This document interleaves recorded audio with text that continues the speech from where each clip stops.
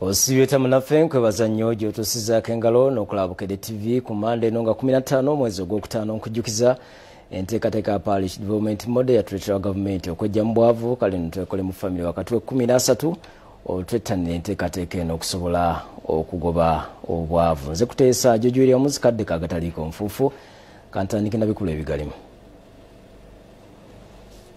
Ebikulu mugataliiko nfuufu nga omusajja awambye omulambo gw'omulongo nga bwalumiriza bangamba nze Ssaalongo. Ekimu badde nkimuwa. Abatemu bakubye Pastor Katayimbwa nga agenda okusumba endiga bamusse ne zikolima. Owa poliisi eyasse omuyindi akoze statement ey'enjawulo mu kkooti.